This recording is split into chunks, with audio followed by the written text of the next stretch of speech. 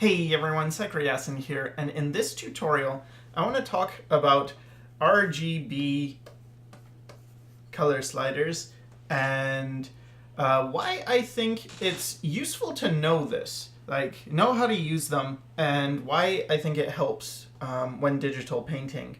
Now of course you don't need to use them, and if you already know how to use RGB sliders and this tutorial isn't for you, but this is more for people who aren't used to RGB sliders and don't really know how to use them, because it is kind of complicated.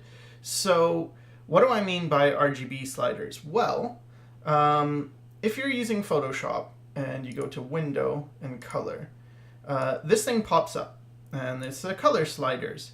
And the default is set at HSB, which stands for hue, saturation, and brightness. So hue is like what the color of a thing is, right? Like, is it red? Is it orange? Is it yellow? Saturation is how intense that is. Is it a very vivid, in this case green, or is it like a very dull green? And you go more and more desaturated until you get to gray. And brightness is how bright that is. Is it like really bright or is it really dark? But that's not what I want to talk about. I want to talk about RGB sliders. So RGB sliders, if you don't have this and you open up color in Photoshop, you click here and there's a bunch of different panels, and you click on RGB sliders and you get something like this. Now if you're using a program like Coloris, you'll have sliders available like the RGB ones here, and this has hue, saturation, and value, and other ones. So we're talking about RGB. So RGB, if you haven't noticed, stands for red, green, and blue. And basically you use red, green, and blue in varying degrees to make your colors. Now, why is that something you want to know? What is this good for? Well, for me, it actually really helps in making sure my colors are more accurate and that they are less muddy. Often with hue, saturation, and value, you end up with very muddy colors. Now I have a bunch of different videos on different coloring techniques.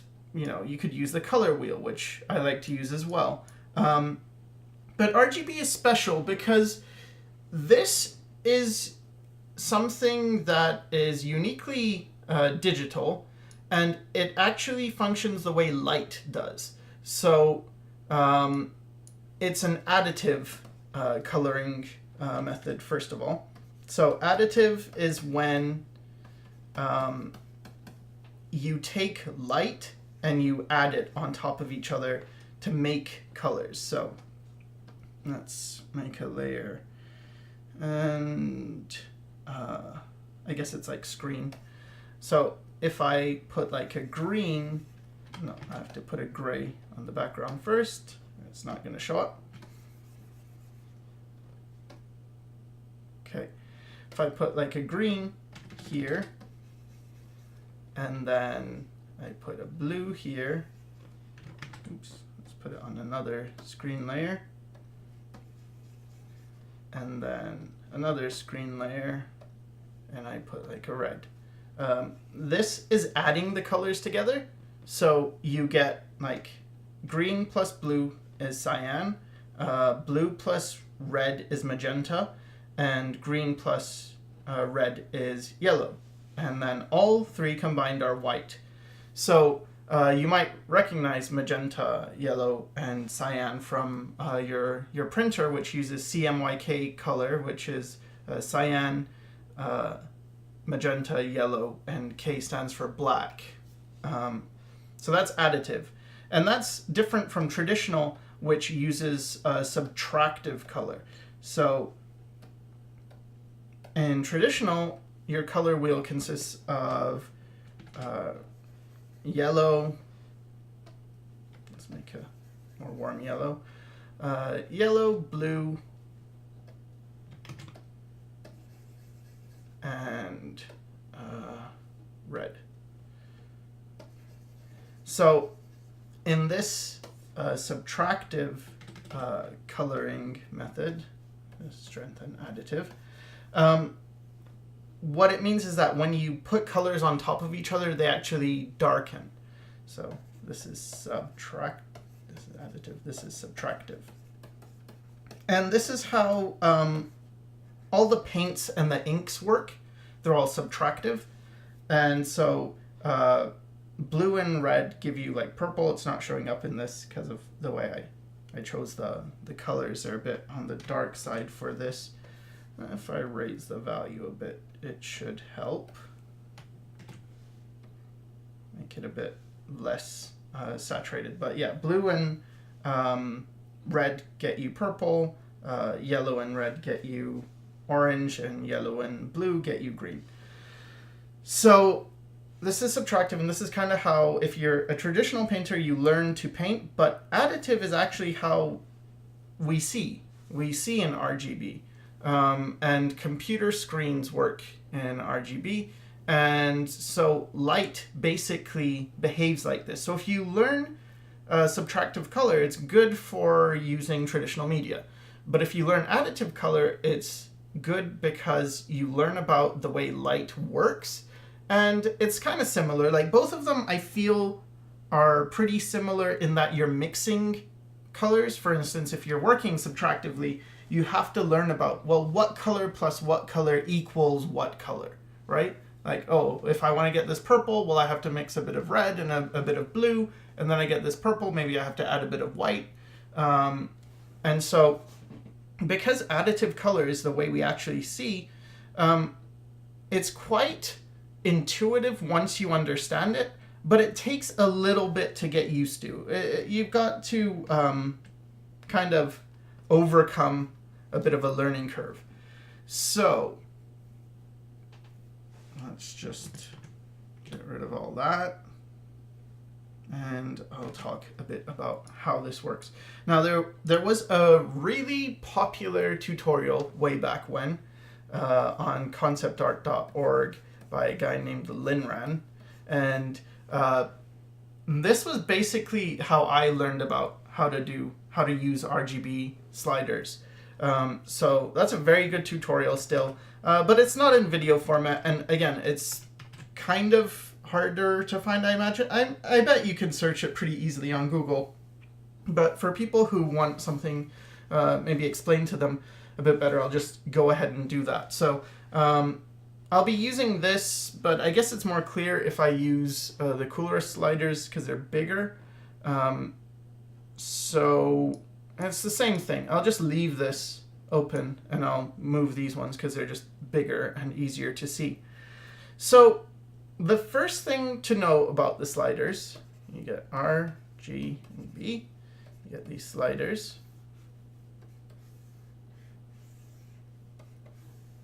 First thing to know is that the left side, so this side, is dark, and the right side is light.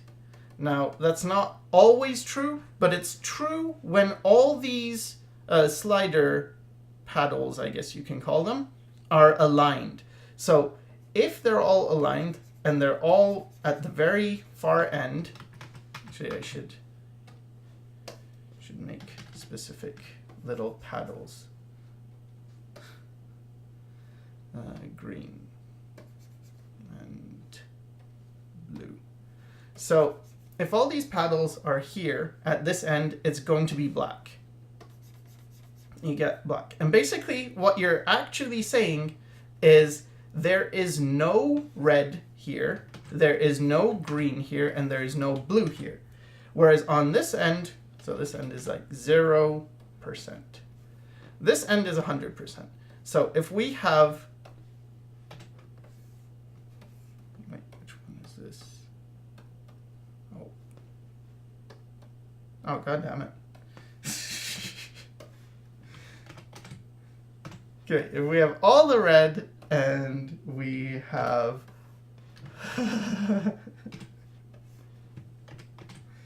we have all the blue, and where's the green? Come on, you gotta be here somewhere. There you are. And we have all the green, completely pointless. Then it's white. So you can see I painted white and it's showing up so well on this white background. So let's just give ourselves a like grayer background so we can see better.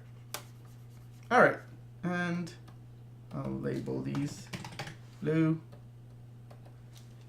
green, red. Okay, the other thing to notice is that whenever these three sliders, oops, oh, come on.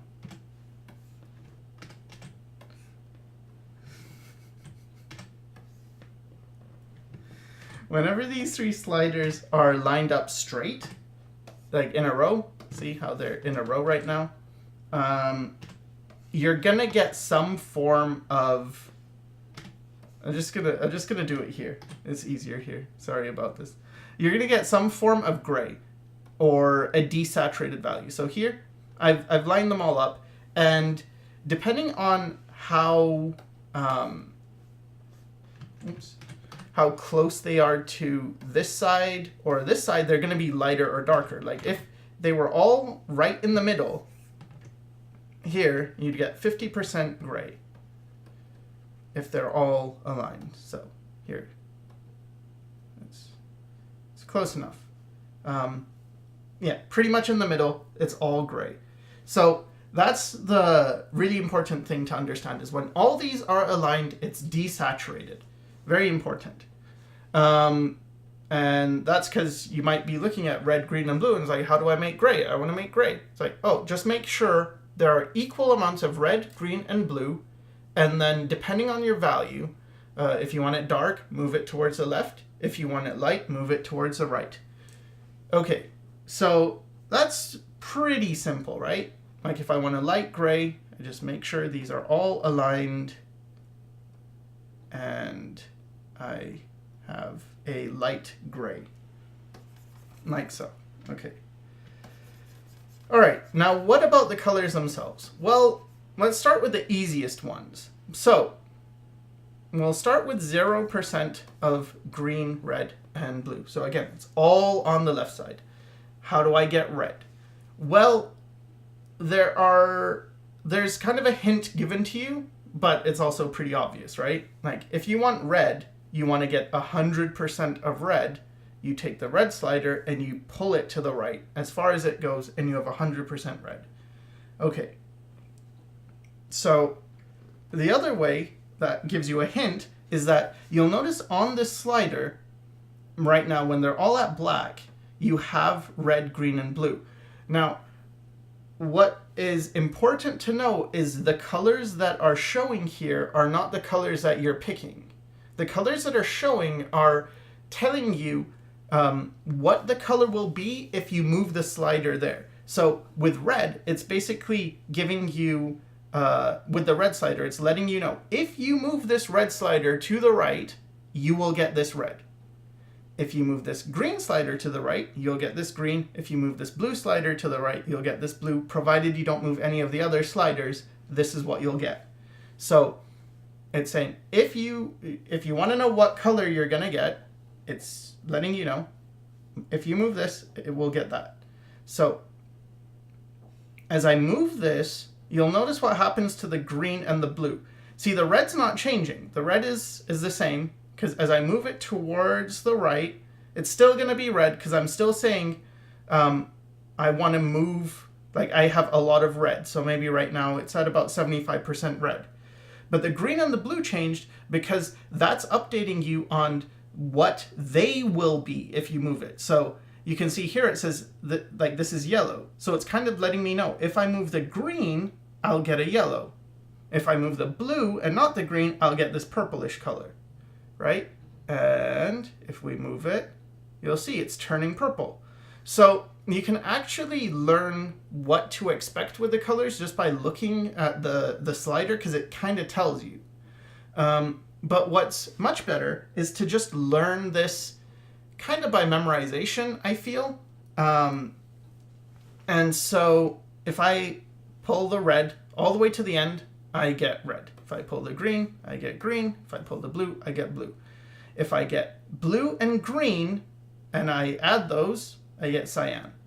If I get red and green, I get yellow. And if I get blue and red, I get magenta. So that's really important to know.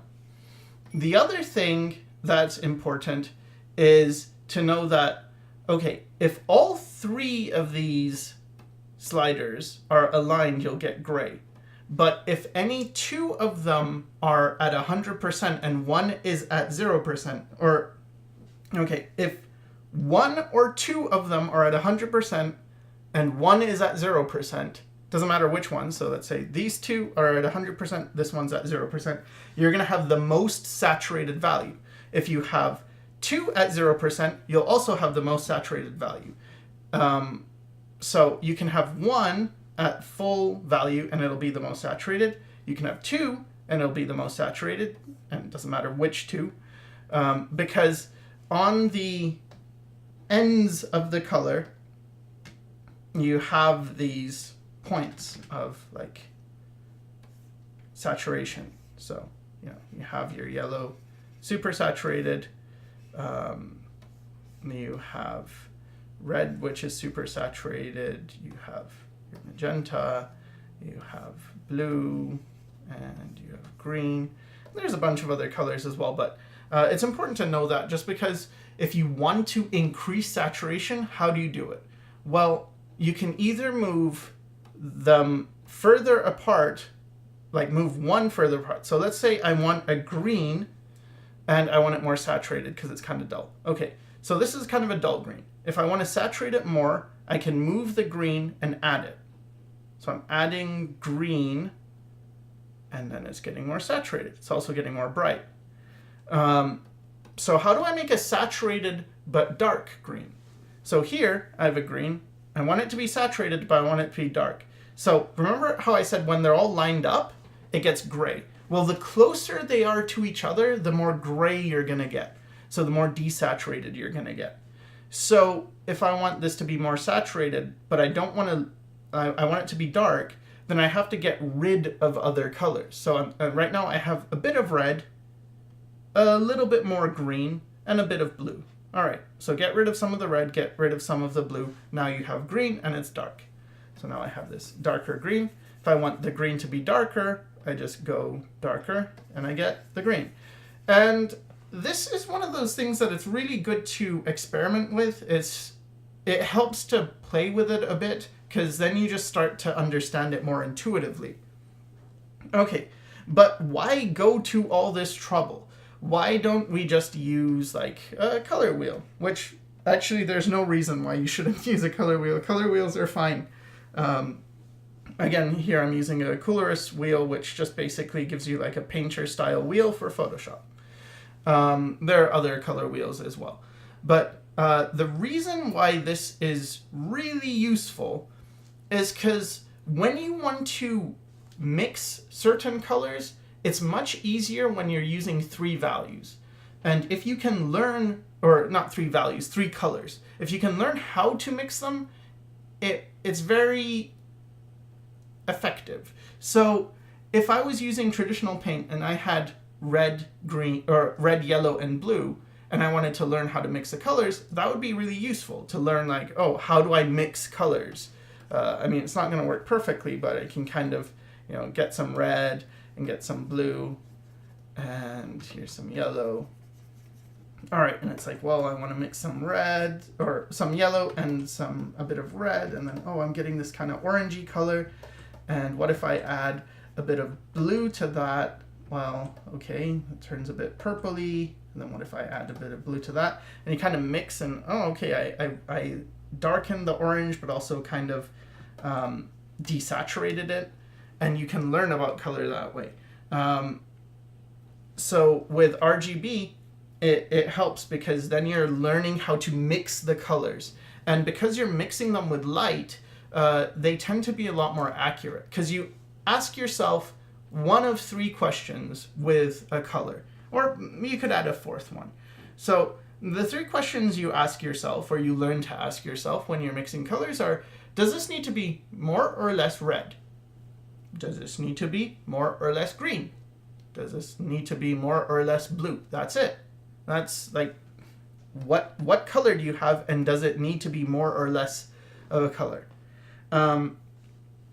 Another reason I like it is because when you start using these, first of all, you tend to not go crazy, like, or at least I don't go crazy with like the sliders on this huge, like moving one all the way over here and then moving the other one all the way over here.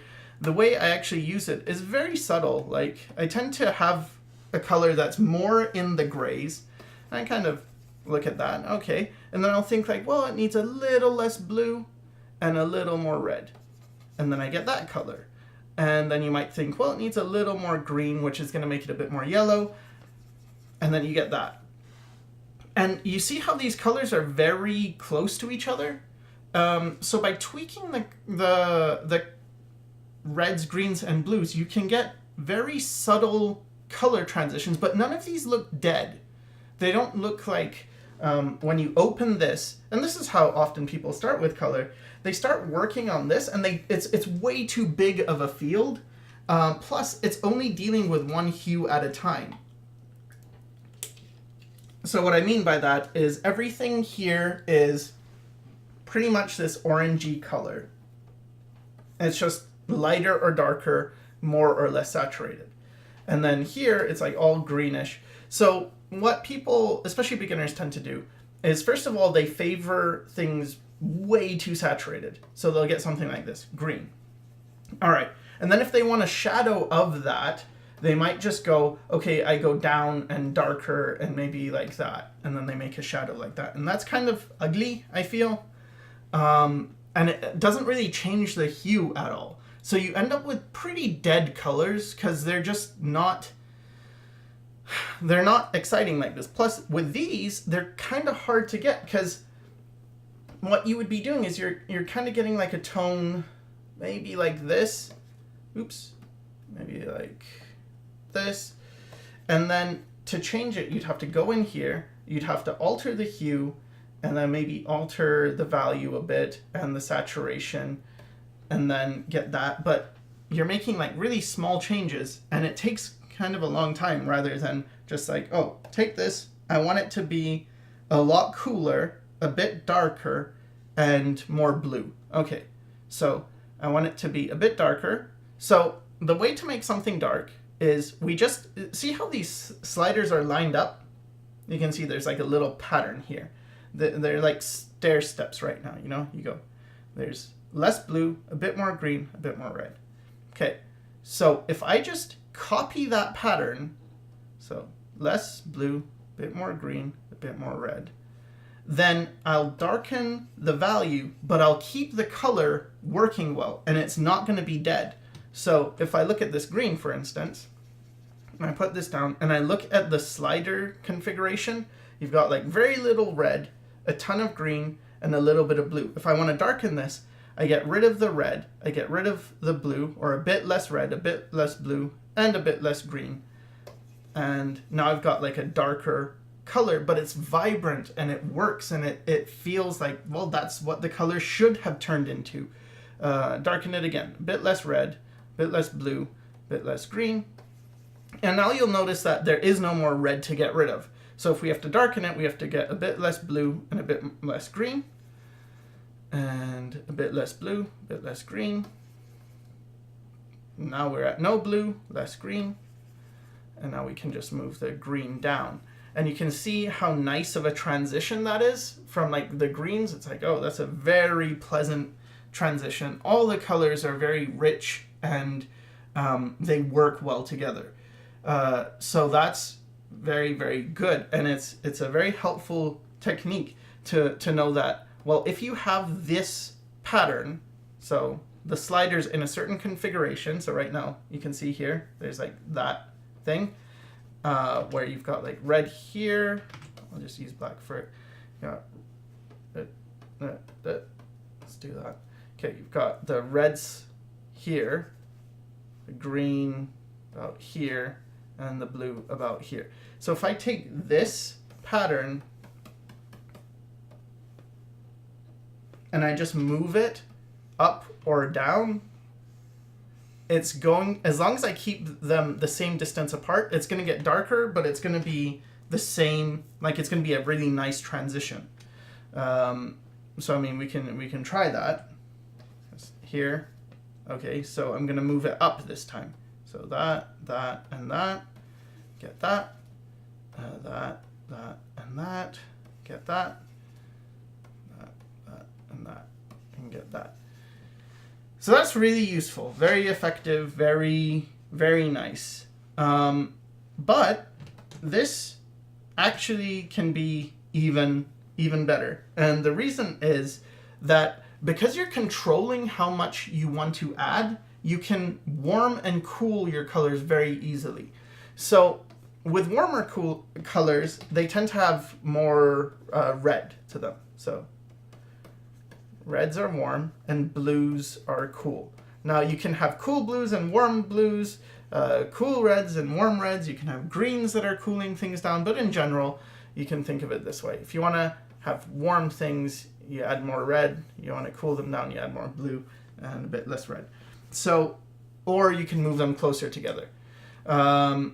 So for instance, a warm blue, this is a very warm blue. A cool blue, this is very cool. However, this is the coldest you're going to get. White is the coldest. Okay, so if I want to have a cooler blue and I have this, what I have to do is actually add a bit of red to it, and then it's going to cool down.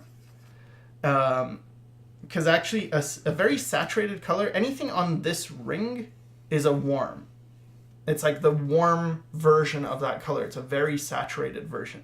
But if I lower the saturation, then all the colors are going to be cooled down. So there's something I'd like to do in painting, and I got this from Richard Schmidt, who's a very, very great artist, and it's in his book,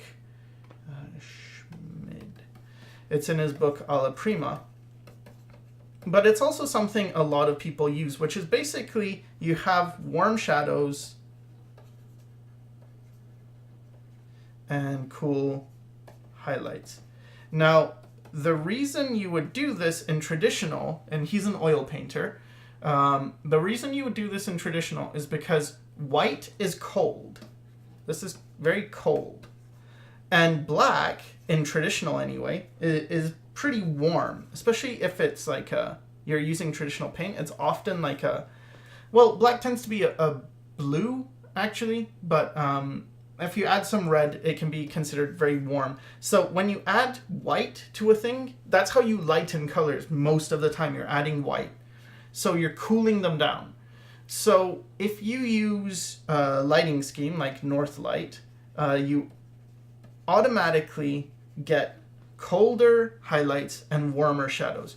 But what I've noticed just from observation is that it tends to often be the shadows are warm. I can't really see things where there are cool shadows. I know people say there are times when the shadows are cool, but they still seem warm to me. Especially when they get very dark. When I look into like any dark area, it feels warm. And also when you close your eyes, because there's because there's blood vessels in your eyelids, you still get a warmth. There's like a warm dark, not a cool dark. So for that reason, I always prefer this warm shadows, cool highlights, but you can also do it the other way. You can have cool shadows and warm highlights. But where am I getting at with this? Basically, okay, I mentioned there was a pattern, right? So let's say this was the color that I was going to pick. And there's a pattern here. So if I increase them all by the same amount, I'm going to get a variation on that color. And you get used to just moving your hand like the same amount. So it's when I move these, I'm less measuring with my eyes. Like I'm not really looking at the pattern as much as I'm moving it ever so slightly. So I know I moved that a little bit. So I move my finger or my wrist, I guess, or elbow or my arm in general, the same amount. And now I get this really nice gradation. But what I can also do is I can say, well, I want the lights to be cooler. So then what I can do is I'm going to be moving these, and I'll move them the same amount. Like I'll move a bit of red, a bit of green, a bit of blue. Let's try that again. I added a bit too much green. A bit of red, a bit of green, blue, bit of blue, but I'll add a bit more blue. And I get that. Okay, we'll do the same thing. Add a bit more blue each time as I increase the colors, and now it's getting cooler as we get down to this end. And then we can do it the opposite, where I'm going to go down and I'll move them all about the same, except I'll add even more, I'll keep even more red. So move it down, down, and then down, but add a bit more red. Okay, so we're getting darker, but we're also getting warmer.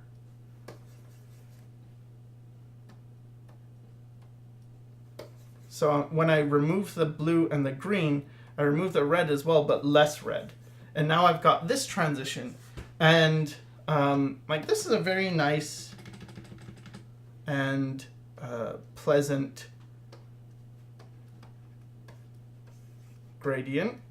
But this one is also very nice and pleasant. And he's got more variation to him. Or she got more variation. So this is kind of more like what my painting palette would look like. And I suppose it could look like this as well. Like they're both fine, but this is what I prefer to use because then I've got that warm and cool transition. And you'll notice how nice they would, like these would all be very nice as skin tones. And indeed, using RGB sliders is really good for skin tones.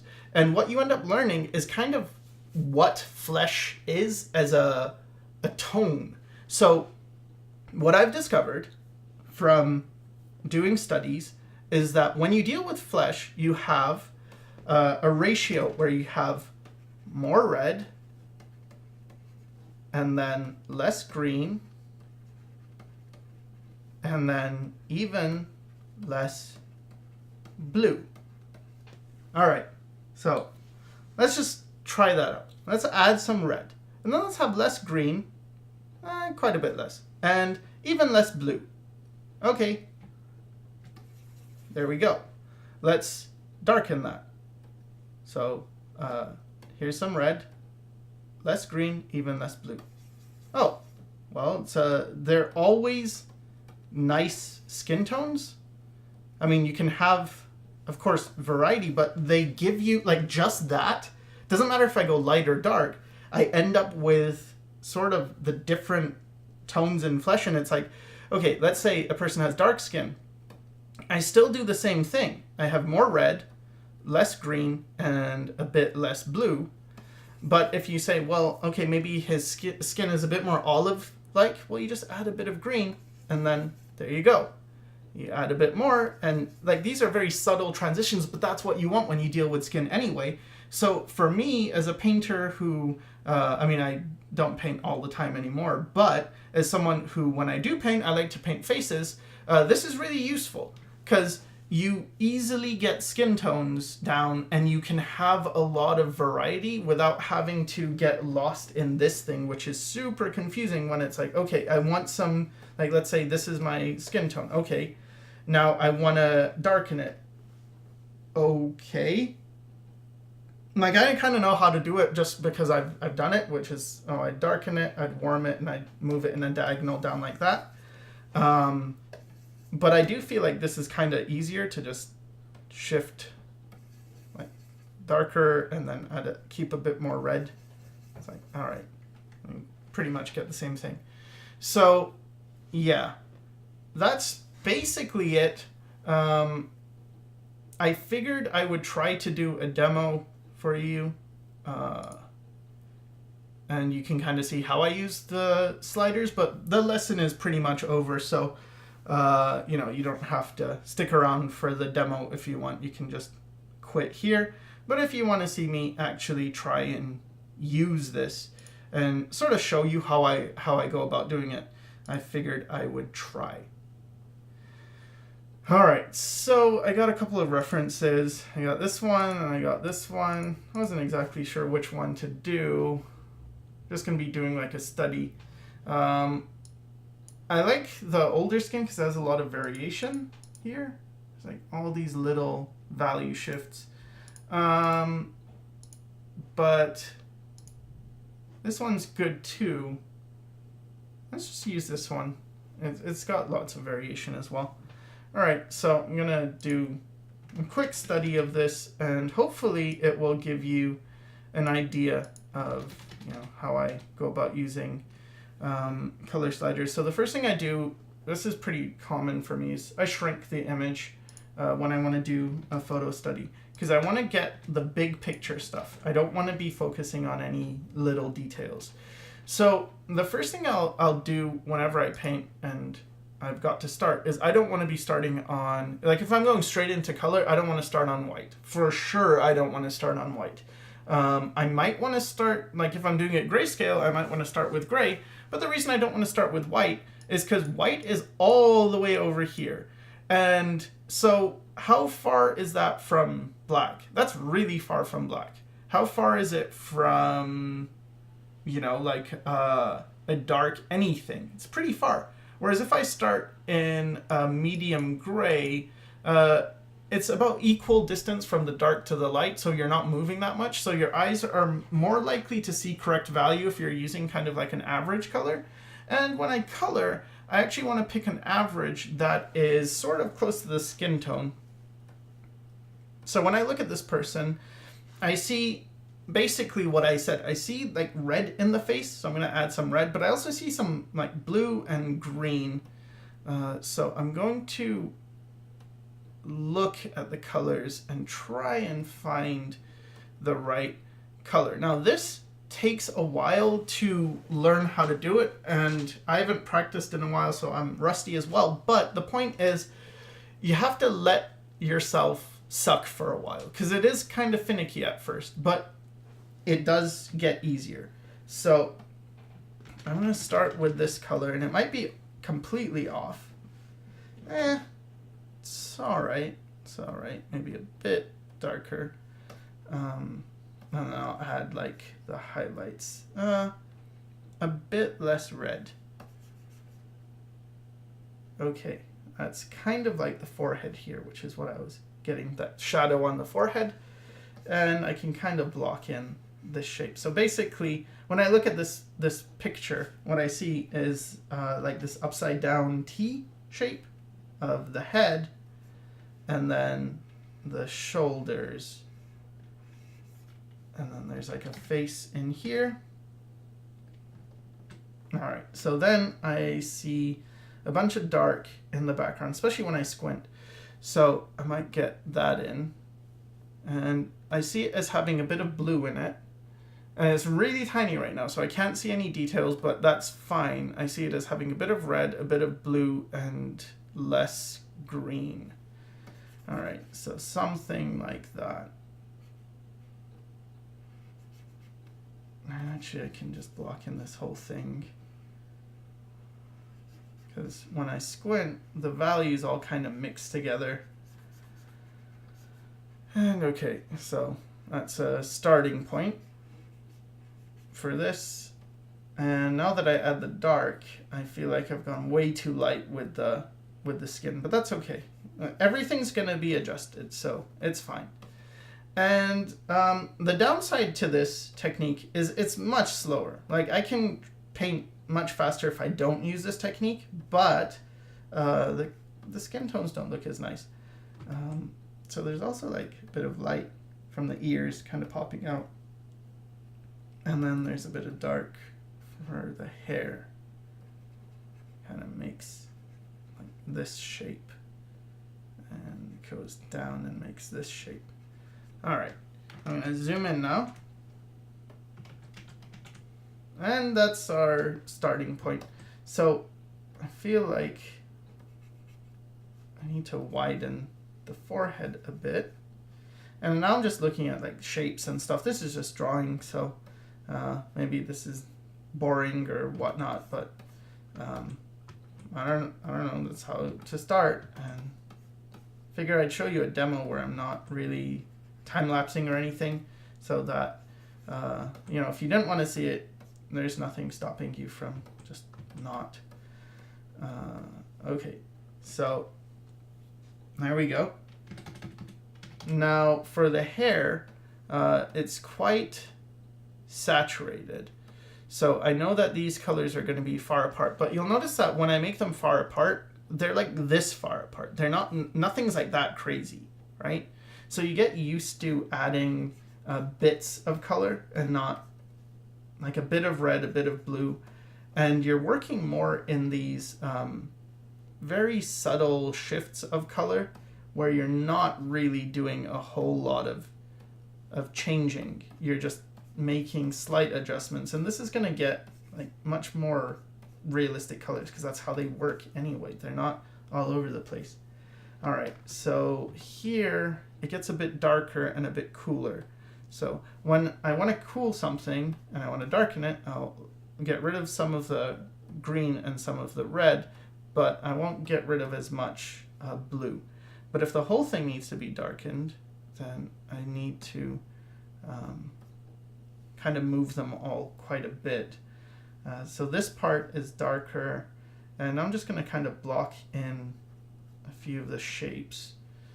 There's tons of different ways of painting. The way I'm doing it right now is just one method. It's not to say this is the best or that you should use this. It's just kind of what I'm using right now. And just trying to block in like the features, like the nose kind of here, then the mouth is down here, and then you've got like a shadow, but the shadow is very yellowish. So a lot of green, a lot of red gets you yellow, and less blue. Okay, so maybe something like that. Yeah. All right, and then underneath the neck, it's cooler. So it's more like a gray. And this is something I noticed from painting in general, is that when you have highlights, they're often grayed out. And this kind of is the opposite of what a lot of people do, which is they'll make their shadows very grayed out, and they'll make their lights very intense and vibrant, as if that's how it works. But it doesn't usually. It's usually the opposite. Okay, now I need to make this area of value behind her hair. So I'm going to put in this and put it here as well, because it's really bright. There's a bit here too, but that's quite bright, and it goes even brighter here. And some here, and some here, and then we get this hair color, but a lot brighter as well, all around the edge as it kind of transitions. So it might look weird at first, but when you put enough of the colors that you see in, it starts to transition more, and it doesn't look so weird. So there's some of that, and then down here it gets a bit more orangey. So we can go ahead and add some of that. All right, so once I get a bunch of color down, then it's easier to just kind of sample from within the image and make slight adjustments. Like, well, you know, this value kind of, the color needs to be less red, so I just lower the red, maybe increase the green a bit. I get something like that, but that's a bit too dead, so I'll get rid of some of the blue and maybe increase the red a touch. Yeah, it's a bit better. Again, using very, very tiny little movements. I don't want to go big and crazy here. I just want to have like the subtle transitions as I see them. The proportions aren't perfect, but I figure if I spend a ton of time on this. It's probably going to be like 15 hours. So I don't want to spend 15 hours painting. So I'm going to give you kind of an idea of how I approach things, but not necessarily go all the way. I'll still probably end up with like a fairly rough sketch of a face, but you should get at least a bit of an understanding of kind of how I'm using the tools and, you know, the pitfalls or the areas to watch out for, like the, you know, keeping things subtle. Like that took me a while to learn, so I mean, I'm hoping it is easier for you because you have someone to tell you that don't do that. Make sure you're not jumping around too much. And here it gets quite a bit darker, but still fairly saturated. And sometimes your colors aren't going to be perfect, but it's okay because you don't necessarily have to copy the photo. And this is a photo study, so even when I'm doing stuff from imagination, I can remember stuff. Like I can remember, well, I have a skin tone, and I know in the highlights it gets a bit cooler. Okay, so when I go for picking a color for the highlights, I can kind of more easily guess what would be an appropriate color. So here, kind of picking that, I see quite a big highlight on the nose, and then on the tip of the nose, and then here. And if I think about the shadow shapes that I see, actually get kind of dark here, here, and comes around. This is all in shadow. This is in shadow. This comes down in shadow. This goes in, it blends in with that, and that gets very much more saturated. So I'll pick this. I see more red and more orange in it, so I'm gonna lower the blue by quite a bit, but make sure there's quite a bit of red in there. And something that's actually too bright. Yeah, something a bit like that. And then I can use the color I already have and kind of mix into that to get this warmth. Now this is overdone, but it's better to, like if I overdo it, it'll still look nice. It'll just be more like, well, that's the statement I see. I'm saying I see it warm, so I'm gonna make it even warmer than what I necessarily see. But now that I put this in, the neck seems like it's too blue. It needs a bit more green, so I'll add a bit more yellow in there. Not move any of the blue and not move any of the red. And that's kind of basically all you're doing. You're picking something and it's like, well, this is too cool, for instance. It needs to be warmer. So get rid of some of the blue, add some green, add some red, and there we go. Now that's warmer. All right, and then here, she's got kind of orange cheeks, like where they're blushing, they're orange. You might see that. All right, so let's take this, and to make orange, you add red and green. Get rid of blue, but a bit more red. And yeah, something like that. So you start building that, and right here it's about the same, but then it gets darker. So we want to darken it. So just keep the sliders the same distance apart, but I'm gonna warm it a bit more. So I'll keep the red. Like when I adjust them, I adjust the red just a bit, but the others a bit more. And now I have a darker version of that color. Okay, and then it gets, like the shadow actually comes down here and it goes into this lip. And then this part of the face is in shadow. Yeah, I probably should have thought more about the light and shadow in the beginning, but I can focus on that here as well. So it gets a bit cool in this crease of the eye. So that means a bit more blue. And the colors are probably going to be closer to each other, so more gray-like. And then I guess I can get in the eyebrows a little bit. So they're sort of a greenish color, the way I see it, like a greenish brown. So that means a bit of, I'm going to desaturate it a bit and have a bit more green in it. And they have a very particular shape. So I'll try and get that. And the value is somewhat similar on both sides. And it kind of end in like this pointy thing. Yeah, very pointy. Quite an interesting shaped eyebrow, actually. And then you have a bit of highlight as the eye goes under. And I'm actually, like, I haven't painted the eyes yet. I'm just dealing with the eye socket more than anything because I want to get a sense of where that eye is, like how to place the eye. So I'm actually painting everything except the eye, and should leave a spot that is eye-sized. All right, so this part comes out quite a bit. Comes down, blush goes out. Now I'm really hoping my proportions aren't completely off, but they could be. So you probably should flip and flip.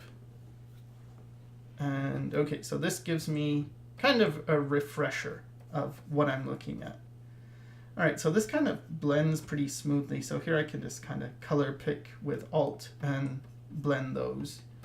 The ear is quite interesting, and as a shape, it goes higher than the eyebrow, and it goes down, and very interesting shape. So I've got to capture that. Okay, and there's a shadow inside, and when I look at the shadow, it's kind of like the same as the hair. Let's just add a bit of darkness because it's not dark enough. We're not at black, and I don't really want to go to black, and even if there is black, I see in the photo. In photos, you tend to get black much more than you do in real life. In real life, you get very saturated darks, and in photos, it gets black and dead.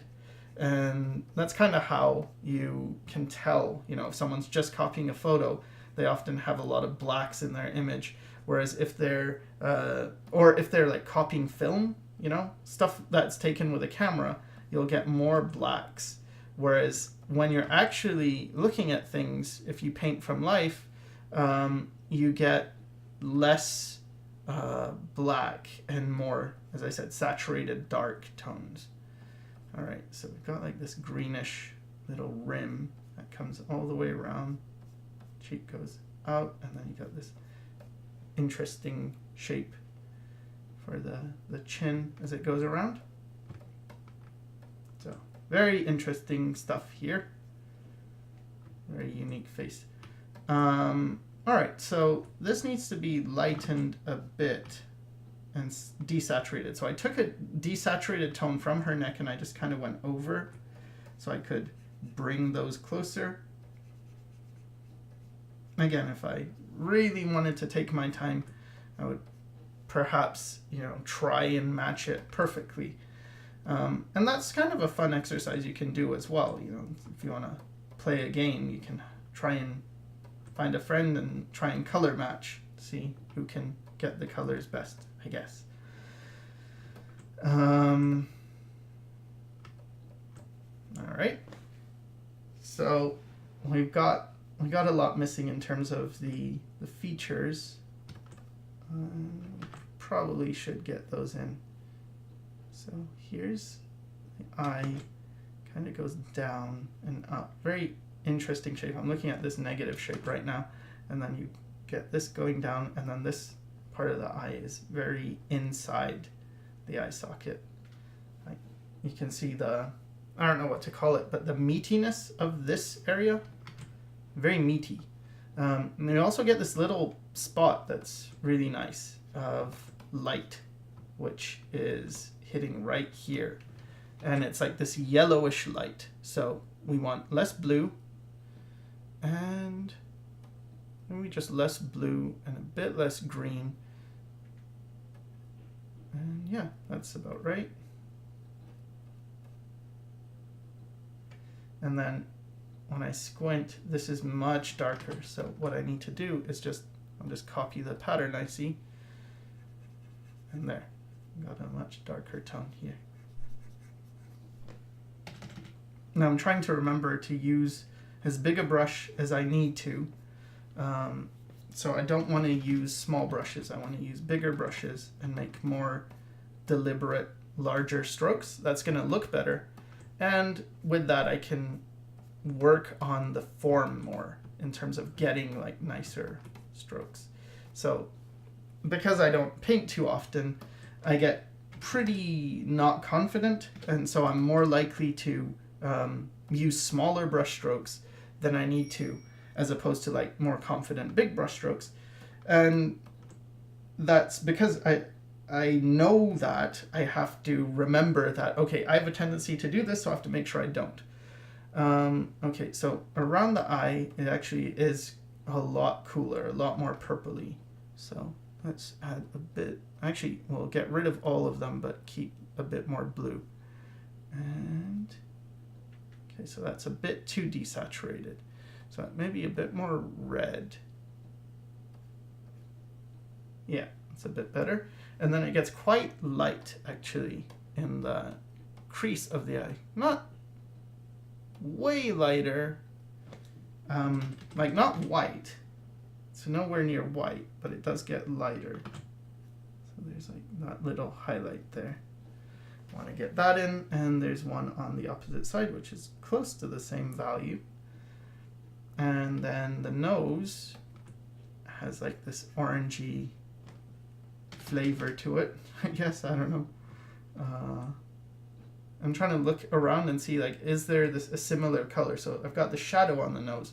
And yeah, I mean, I can find a shadow color on the side of her face, which is pretty much the same.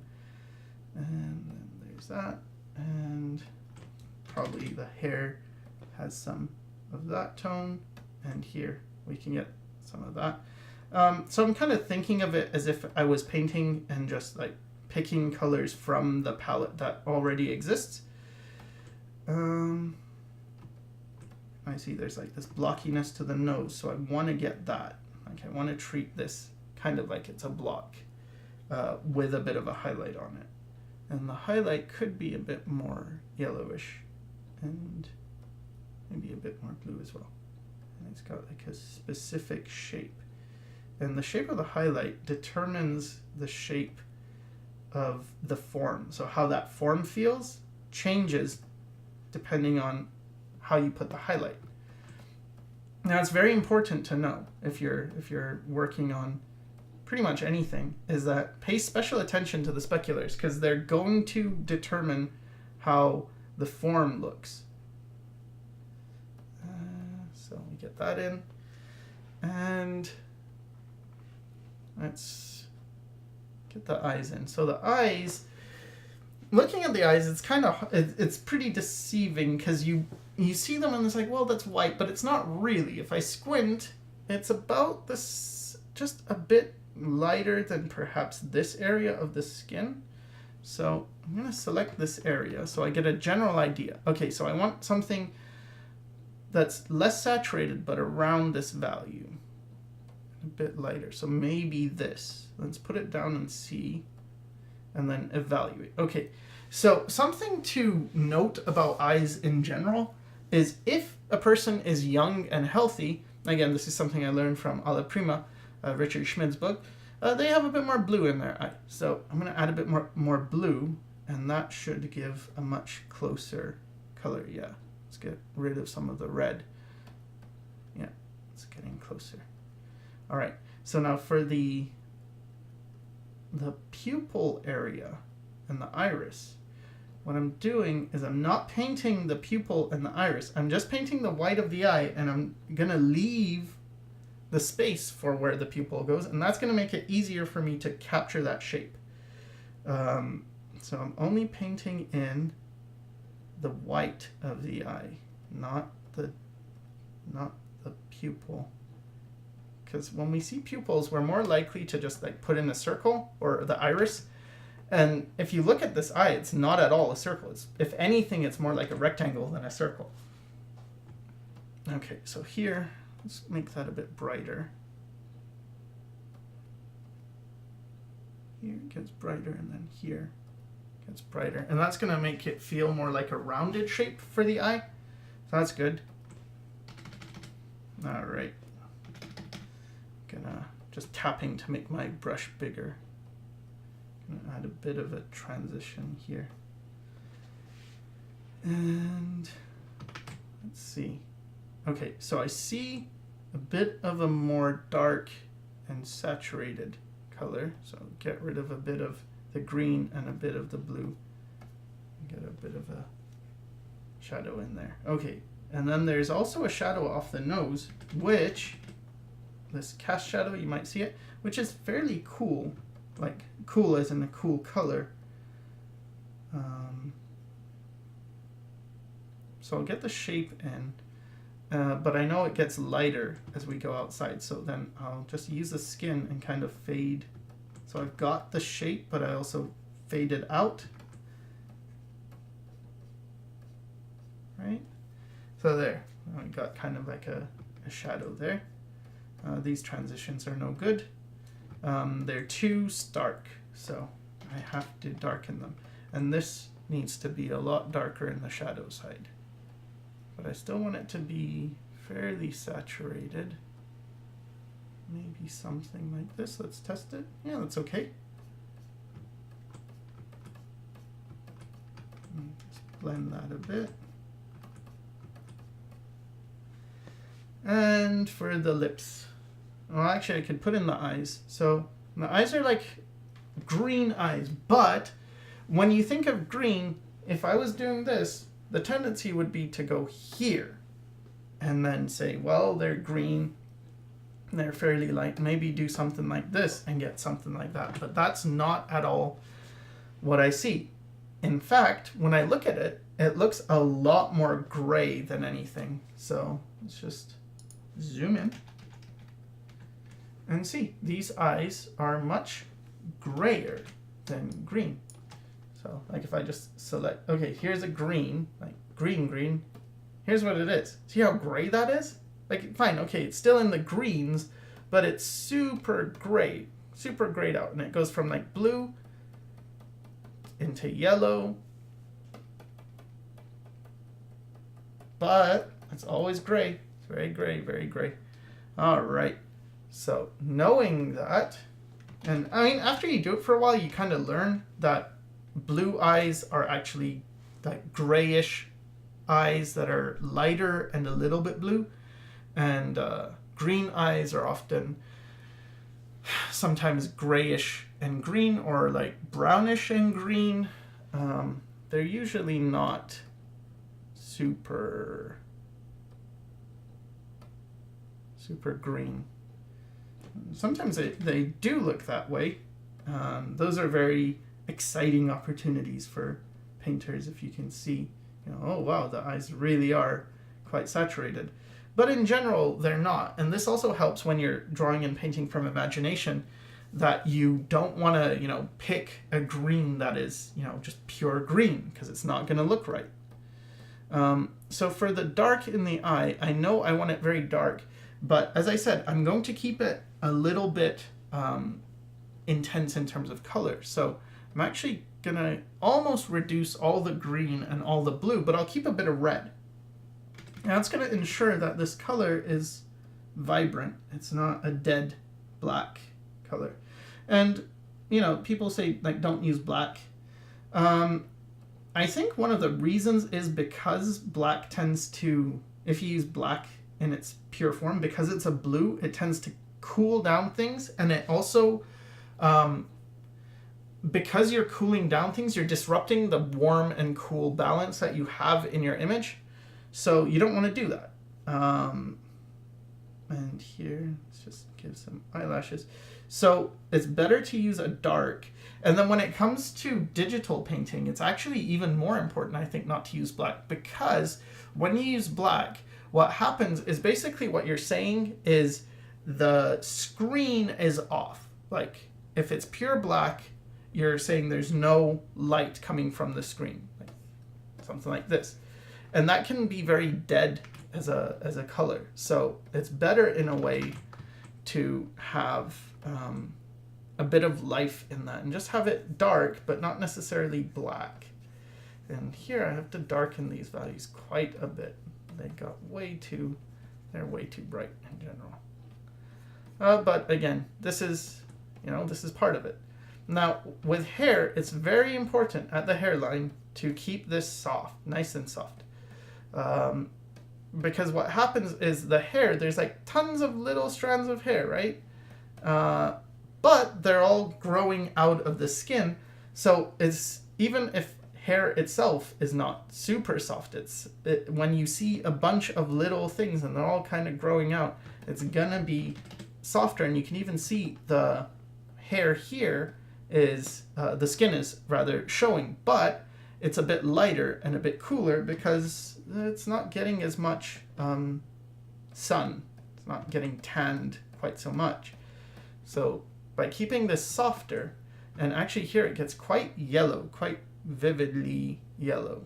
So I'm gonna add a bit of red and green and have some of that, maybe a bit more red, a bit more green.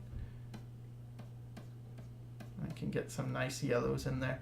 Again, I'm allowing things to be pushed a bit because it's going to look nicer. Or in my view, it's going to look nicer. Maybe in someone else's view, it's going to look worse. And then I'm going to get some, there are some almost whites in here. And they're like here in the hair. There's like parts here. And the reason I'm getting in some of these much brighter whites now is because I want to be able to evaluate the image in a better way in terms of values. And if I don't have my full value range here, what's going to happen is I'll be misjudging the colors. I'll be painting things either too light or too dark, or often if you don't have your darks in there, you end up painting in a very washed out way. So you see a lot more saturated color in this area. So I'm going to pick this and I'm going to get rid of almost all the blue and a lot of the green so that I'm painting with pretty colorful colors. And this is another part, like sometimes you want to have things grayed out, but sometimes you want to have things colorful. But even though this is, colorful, as I'm painting it, I feel like this is very colorful, very vibrant. It's actually not that, it's not super, like this isn't yellow, right? This is, you can still see how far that is from a purely saturated one. Not that it's wrong, not that maybe there is pure saturated stuff here, but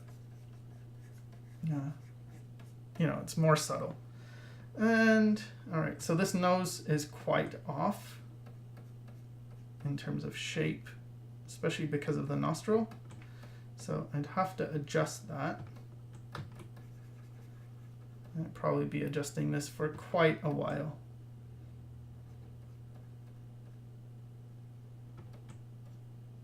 Get some of that shadow, but warm it up a bit.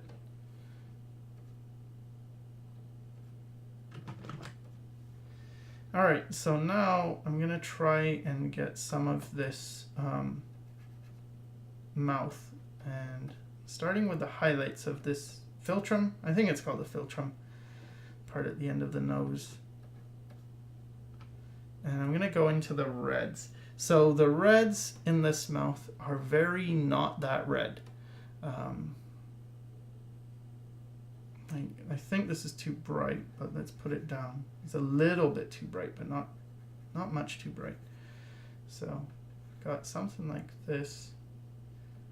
Get like that. This part should be brought in, so I just put that line so I'll remember, okay, that needs to be brought in. Now I can look at the eye and kind of get a sense of where the mouth is. It's kind of like ends here. And then you've got this shape, like a upside down triangle shape, or I guess it's still just a triangle. And then you've got a lip that's fairly big on the bottom. So the reason I'm using like brushy strokes is because I'm still kind of insecure. And I kind of want to just draw that in, because I didn't start with a proper drawing. So because of that, because I didn't want to spend way too much time, because otherwise I'd just be, I'd have to get a really good drawing, very tight, and then talk about all the little RGB color things, and that would take way too long, and I also didn't want to just, you know, time-lapse my way through, because then I feel like, well, for myself, when I see time-lapse video, it's fine, there's a place for it for sure, but sometimes it feels like, oh, I feel like I missed something, and I don't want you to feel like you missed something. All right. So now we've kind of got the mouth shape, but we have none of the colors. So squinting down, I actually see a pretty dark value in the mouth. I'm just gonna kind of fudge the hair because like there's a lot going on. Don't have time to show all of it, so just gonna indicate now. You know, there's a bit of orange here. Can probably intensify that and give this kind of blooming light effect. And here, let's get dark, maybe some reds. Let's make that feel more lively. But yeah, back to the mouth itself. There's a lot of dark in there. When I look at the teeth, if I squint, I don't even see teeth. But if I don't squint, I do. So what I'm going to do is I'm going to not draw any teeth and just have a big black, well, it's actually a dark brown. A dark brown thing. And then I'm going to compare the teeth to this and like, okay, how much lighter is it? Well, it's a bit more yellowish and a bit brighter. And so just add like that. It's like, okay, that's kind of close, maybe a bit less blue. Sure. And then the highlights are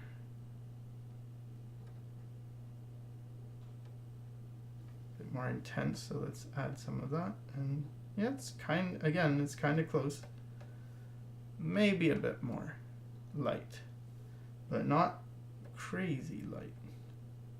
So yeah, I mean, you see that tooth, that tooth, and then there's one there. So it's a bit on the subtle side, but what I want to do is actually increase the amount of red in the mouth. And these are just like little tricks you can do, is by adding red in the mouth and red in the nostrils and stuff, it feels more like skin, and like, oh, we know the mouths are warm, so it gives that feeling. Okay, let's get the highlights in the eye. Yeah, I keep being tempted to use the color wheel. Okay, so there's like highlight here and highlight here. I'm just gonna give a bit of life, and then let's work on this lip. So the under part of the lip is a lot more saturated and a lot darker. So I didn't need to move the red so much, but I did need to move the green and the blue down. And I have to go even darker, so I have to reduce more green, more blue, maybe a bit less red, because it's not super saturated. And try that. Yeah, it's kind of close. All right, and then for the highlight, it's kind of a gray, as usual, you know, most highlights are gray, grayed out. And there's clearly the little split down the middle where the two, like there's two pieces in the bottom lip, and there's three in the top, two like meat chunks. Okay, so let's add a bit more and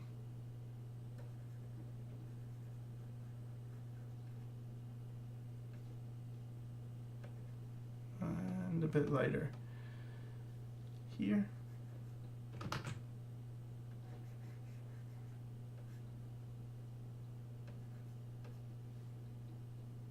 That just kind of fades off into the skin, and then you get quite a bright little area here.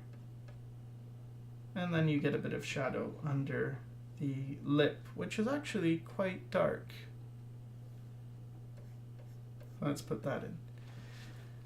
So I just got these photos from like a royalty-free thing. I just searched Google and search for, I think, reuse with modification as a license type.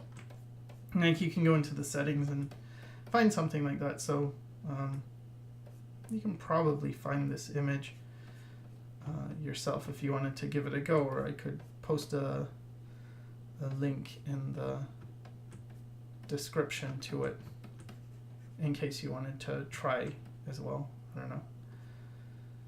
All right, so here, just gonna try and wrap up soon. Maybe give myself at most another 15 minutes, because I don't want to drag on too long, but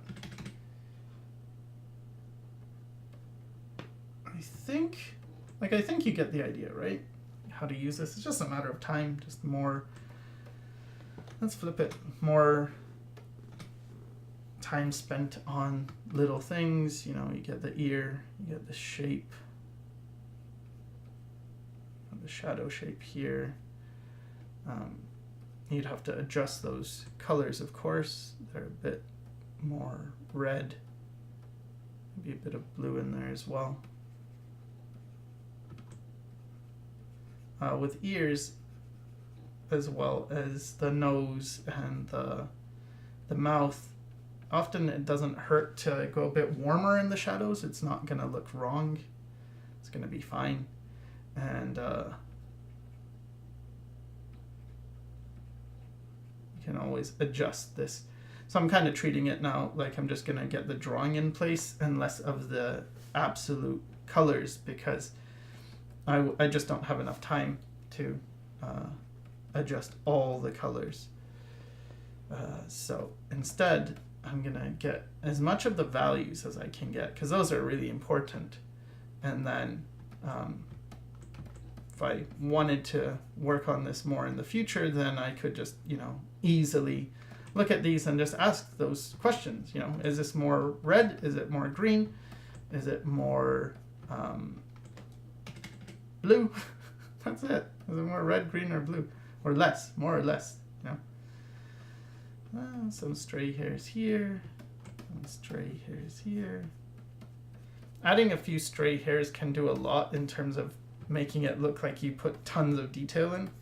Like most of these hairs are just super quick and blocky, but if I had a few thin ones, it can start to look like, oh yeah, okay, that's detailed, and it's not really. It's just a few hairs do the trick. I'm putting them mostly on the outside, so you get the silhouette and it feels like, oh, there's a lot going on.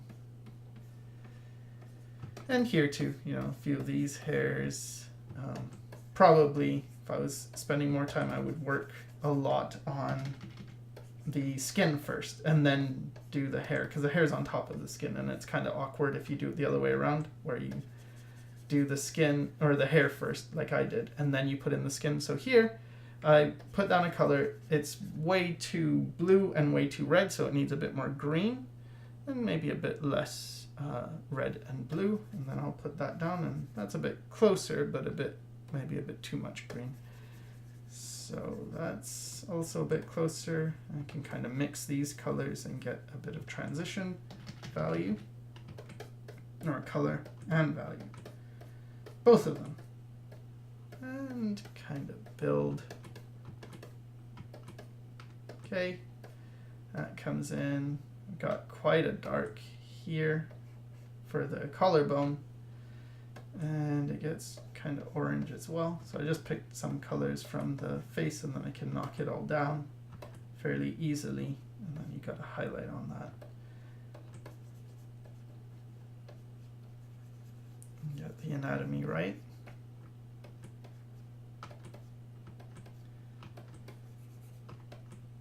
Again, there's a highlight on that collarbone.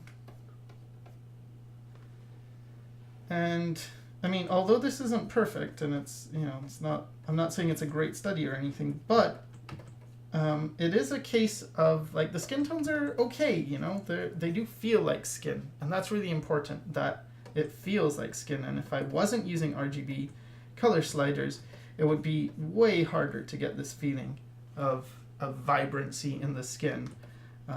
Again, it's not impossible. I'm not saying you have to use it. I'm just saying it's helpful. And if nothing else, try it. And if you don't like it, at least you've tried it, and at least you understand it, because this is the way we see light and we see color. Okay, so underneath this eye feels a little too dark. Feels a bit swollen, so let's smooth that out a bit and bring in some of this light here. So there's like a lot of anatomy stuff here. There's like the jaw, or not the jaw, the cheekbone coming around, and then you have this area with the muscles coming down from the nose. So, you know, learning your anatomy definitely helps, even when you're doing faces. Don't have enough time to go into facial anatomy, but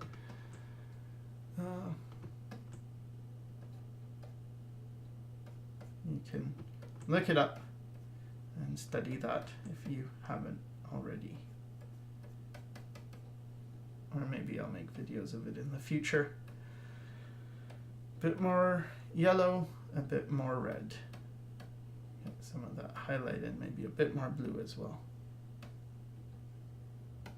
And I can add there's a lighter highlight here that's a bit more pinky, so I added quite a bit more blue and a bit of red, so I can get this furrow in the head, because she has like an expression, and her brow is kind of like, and then I feel like the eyes are really, like, I need to move this all up. Yeah, it's quite screwed up now that I look at it. Darn it. See, if I had to take a break, then I would notice all this, and it's like, God damn it, I have to fix everything. Yeah, I'm just like inside of like, oh, I hope this doesn't look as bad as it looks to me right now, because I'm starting to see like this cascade of errors. Everything's starting to feel wrong. I have to add the upper lid, or that's not gonna, the eye's gonna look too small. And then I have to add the highlight on that upper lid, and a highlight on this part, make it a bit stronger. At least the expression is kind of coming back. And this part has a shadow in the ear. I usually spend quite a lot of time on ears and stuff, and the nose, and trying to make it right.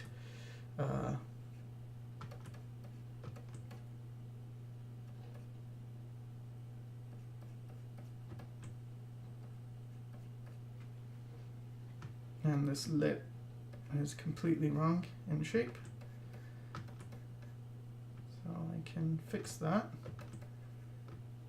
And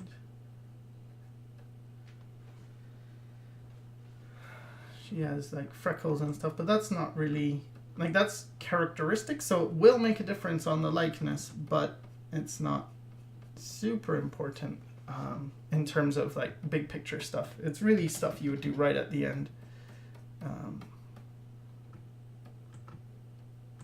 But I might do it just because I know I'm not going to be spending forever on this. Get some dark behind the ear.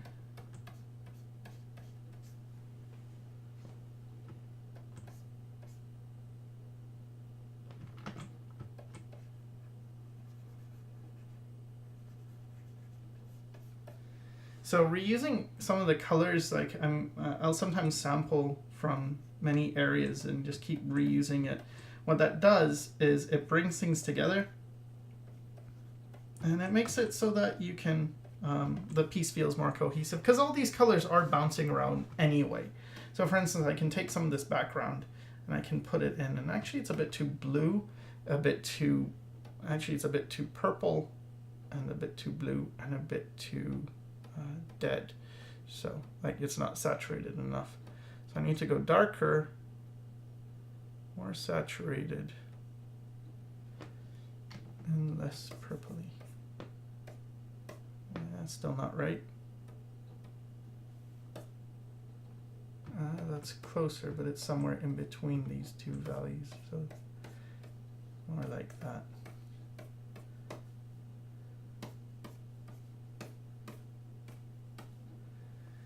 Yeah, that's a bit better. This though, way too light.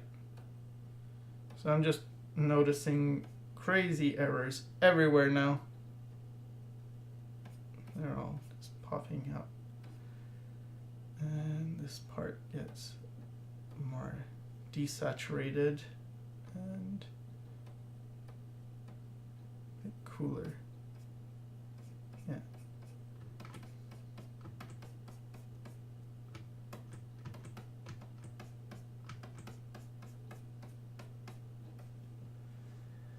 Something more like that, and then this lip and this part kind of combine. Get some yellows in here.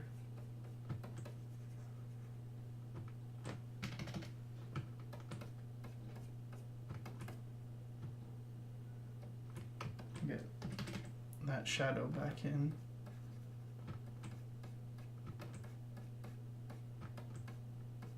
So cast shadows are generally a lot sharper than form shadows, so I'm trying to keep it a bit sharper.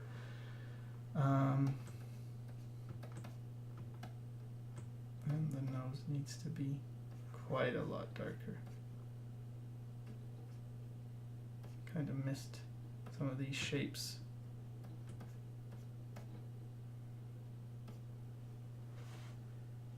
Alright, so getting a bit better. I'm trying to squint more because I was not squinting enough. And again, this is, you know, because I haven't painted in a long time, so I haven't been doing the squinting enough. So when you paint a lot, you basically are always squinting, and when you start to look around, you tend to squint, and then people kind of think you're upset all the time, but really you're just a painter. All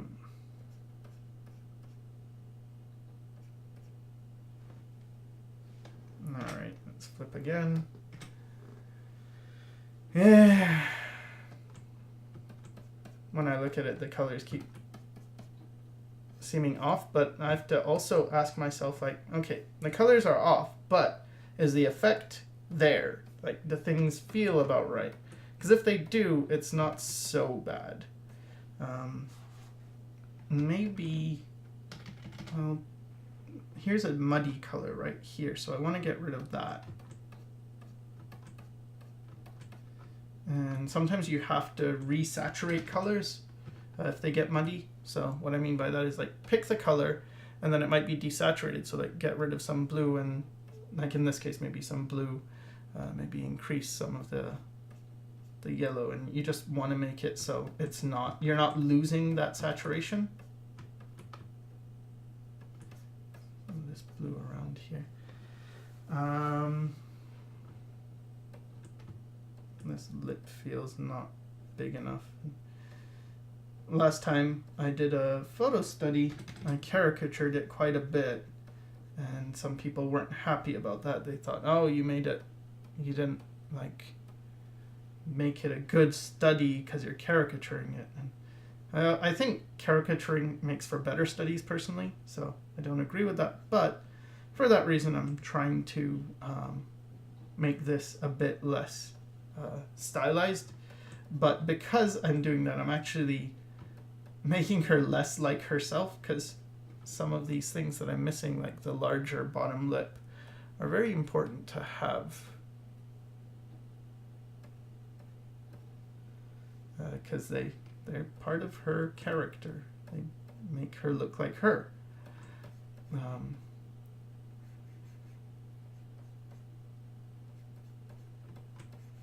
Let's redo that highlight. I think I didn't do a good job of it.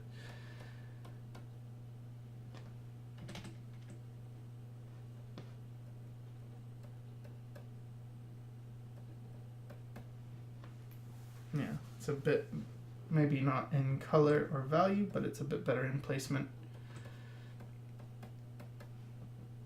And then I gotta put in this shadow under the lip. And it's getting pretty close. There's like a stronger edge here. I want to get a stronger edge right here at the side of her face so that her face comes forward and that the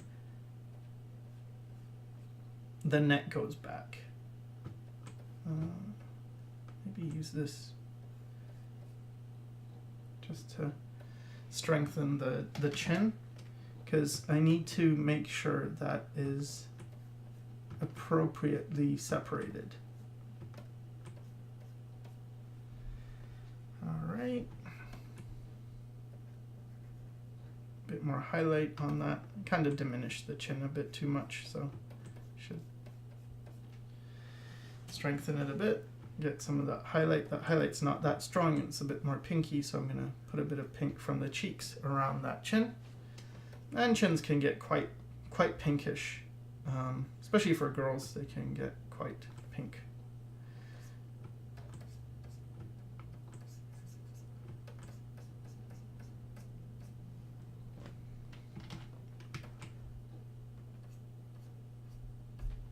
So putting that highlight here, although I'm kind of overdoing it, what it's doing is it's going to strengthen that feeling of the cheek coming forward. And because she has such prominent cheeks, that's a good thing to have. And a bit more blue for this highlight. I need to redo it. Redo that highlight and redo this highlight. And this one is now placed off, so I need to get that in correct. As I said before, like, highlights are super important where you put them, and you got to make sure they're in the right spot. And I guess kind of time's up, so I'm just gonna add a few freckles and call it a day.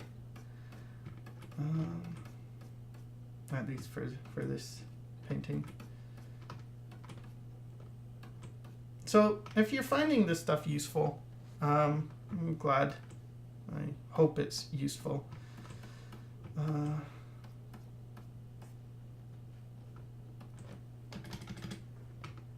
know it's tricky with some of the stuff, and sometimes it's hard to see.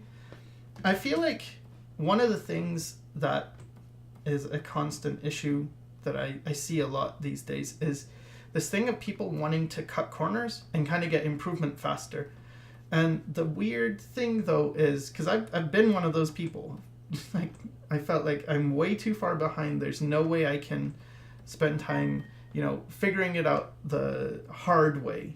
I've got to find, I forgot the upper eyelid is going to cast a shadow on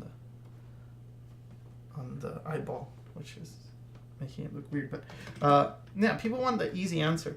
But the thing is, actually, the hard way is the easy way. What I mean by that is, if you learn to do a method, like the RGB color sliders are really hard at first to get used to. But if you get used to them, actually painting goes by way faster and it's way easier. But in the beginning, it's not easy. It's hard. It sucks. But later on, when you get proficient, it actually is easier. And same with drawing. Some people, like, they want to paint, but they don't have drawing experience, and they feel like, well, I would have to spend years learning how to draw. But even though that might be true, when you finally learn how to draw, it's actually much, much faster. Whereas if you don't, and you, like, oh, maybe it takes you a couple years to improve your drawing if you really try. But if you don't, you're going to be in the same place or a similar place in those years, and it's not, I'm realizing how bad talking and painting is, but it's not good. It's not worth it. You'll be like, why did I not do this sooner? Because that's how I feel.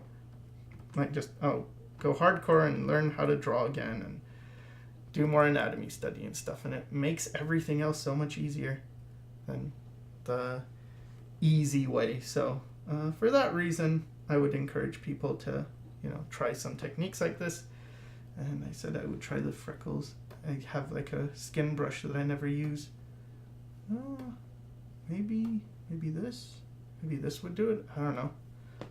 I don't use these brushes, but I want to quickly get freckles, and I think, it does it. It does it. There, I got freckles. That was easy. All right. So, custom brushes. There we go. And there's some freckles on her chest as well. Maybe in the head as well. All right, good enough. Okay, well, it is what it is. It's not a perfect study. Sorry about that. But hopefully it showcased a bit of why I think the RGB sliders are so effective. And yeah, I hope this helped, and thanks for watching.